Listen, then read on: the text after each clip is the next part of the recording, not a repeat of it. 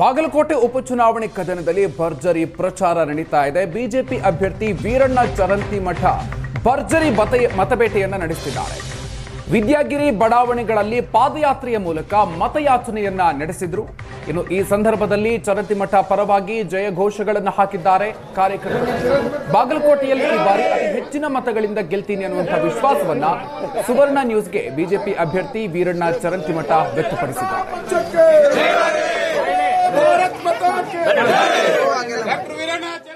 ಬಾಗಲಕೋಟೆ ಉಪಚುನಾವಣಾ ರಂಗೇರಿದ್ದು ಇವುಗಳ ಮಧ್ಯೆ ಬಿಜೆಪಿ ಅಭ್ಯರ್ಥಿಯಾಗಿರುವಂತಹ ವೀರಣ್ಣ ಚರಂತಿಮಠರು ಈಗಾಗಲೇ ಬೆಳಗಿಂದ ಪ್ರಚಾರವನ್ನು ಮಾಡ್ತಾ ಇರುವಂತದ್ದು. ಈಗ ಸ್ವತಃ ಅವ್ರು ನಮ್ಮ ಜೊತೆ ಇರುವಂತದ್ದು. ಅವ್ರು ಏನು ಹೇಳ್ತಾರೆ ಕೇಳೋಣ. ಸರ್, ಇವತ್ತಿನ ದಿವಸ ದರ್ಶನ ಪ್ರಚಾರವನ್ನು ಕೈಗೊಂಡಿರುವಂತದ್ದು ಮುಖ್ಯವಾಗಿ ಅಭಿವೃದ್ಧಿ ದೃಷ್ಟಿಯಿಂದ ಏನಂತೂ ಅಜೆಂಡಾ ಇಟ್ಕೊಂಡು ಹೋಗ್ತಾ ಇದ್ರಿ. ಯಾವೆಲ್ಲ ಅಭಿವೃದ್ಧಿಗಳನ್ನ ತಾವು ಹೇಳೋದು? ರಸ್ತೆಗಳು, ಗಟಾರ, ಕುಡಿಯುವ ನೀರು, ಮೂಲಭೂತ ಸೌಲಭ್ಯಗಳು ಸಾಕಷ್ಟು ನಮ್ಮ ಸರ್ಕಾರ ಇರುವಾಗ 2023ರವರೆಗೆ ಇಲ್ಲಿ ಅಭಿವೃದ್ಧಿ ಕೆಲಸಗಳಾಗ್ಯಾವ.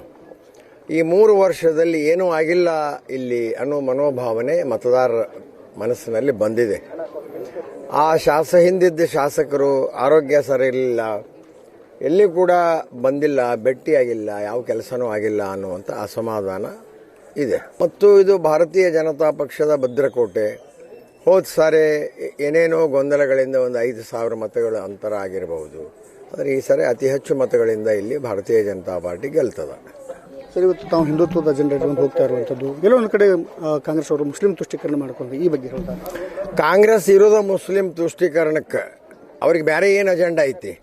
ಮೊನ್ನೆ ಹೇಳ್ಯಾರಲ್ಲಿ ಎಲ್ಲೇ ಮುಸ್ಲಿಂ ಓಟ್ ಸಾಕು, ನಮಗೆ ಹಿಂದೂ ಓಟ ಬೇಡ ಅಂತ ಹೇಳ್ಯಾರ ಅವರು, ಅಲ್ವಾ? 10,000 ಕೋಟಿ ಬಜೆಟ್ ಮುಸ್ಲಿಮರಿಗೆ ಕೊಡ್ತಾರವರು, ಅಲ್ವಾ?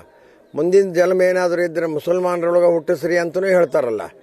ಕೇಳಿರ ಇಲ್ಲ ನೀವು? ನಿಮ್ಮ ಟಿವಿ ಒಳಗೆ ಬಂದದ ನೋಡಿರ್ತೀವಪ್ಪ ನಾವು. ಸಿಎಂ ಅವರು ಮತ್ತೆ 2ನೇ ಹಂತದ ಪ್ರಚಾರಕ್ಕೆ ಬರ್ತಾರೆ. ಸಿಎಂ ಬರಲಿ, ಅವರ ವಿರೋಧ ಸುರ್ಜೇವಾಲಾ ಬಂದಾರ, ಅವ್ರು ರಾಹುಲ್ ಗಾಂಧಿ ಬರಲಿ, ಏನಾಗೋದು ಹೇಳಿ.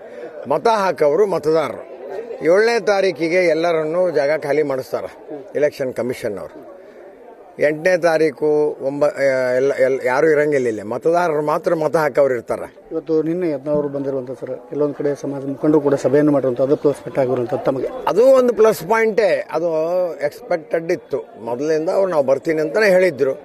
ನಿನ್ನೆ ಆ ಸಮಯ ಕೂಡ ಬಂದಿದ್ದಾರೆ. ಎಲ್ಲರೂ ಒಗ್ಗಟ್ಟಿನಿಂದ ಕೆಲಸ ಮಾಡ್ತಾ ಇದ್ದಾರೆ. ಇದರಲ್ಲಿ ಏನು ವಿಶೇಷತೆ ಏನಿಲ್ಲ. ಕಳೆದ ಬಾರಿ ಕೆಲವೊಂದಿಷ್ಟು ನಾಯಕರು ಬಿಟ್ಟು ಹೋಗಿರ್ತೀವಿ. ಇವತ್ತು ಈ ಸಾರಿ ಬಂದಿರುವಂತ ಸರ್, ಇದು ಎಲ್ಲ ತಮಗೆ ಬಲ ತುಂಬಿರುವಂತ. ರಾಜಕೀಯ ಪಕ್ಷದಲ್ಲಿ ಈ ವ್ಯವಸ್ಥೆ ಇರೋದ. ಬಿಟ್ಟು ಹೋಗೋರು ಹೋಗಿರ್ತಾರ, ಮತ್ತೆ ಬರೋರು ಬಂದಿರ್ತಾರ, ಮತ್ತೆ ಬರೋರು ಬರ್ತಾರ. ಇದು ನಡೆಯುವುದಲ್ಲ ಯಾವ ರಾಜಕೀಯ ಪಕ್ಷದೊಳಗೆ ಇಲ್ಲಿದು. ಇದಿಷ್ಟು ಬಿಜೆಪಿ ಅಭ್ಯರ್ಥಿ ವೀರಣ್ಣ ಚರಂತಿಮಠ ಮಾತಾಗಿರುವಂತದ್ದು. ಬಾಗಲಕೋಟೆಯಿಂದ ಕ್ಯಾಮರಾಮನ್ ಮಂಜುನಾಥ್ ಕರ್ಗಲ್ ಜೊತೆ ಮಲ್ಲಿಕಾರ್ಜುನ ಸ್ಮಣೆ, ಏಷ್ಯಾನೆಟ್ ಸುವರ್ಣಗಾಗಿ.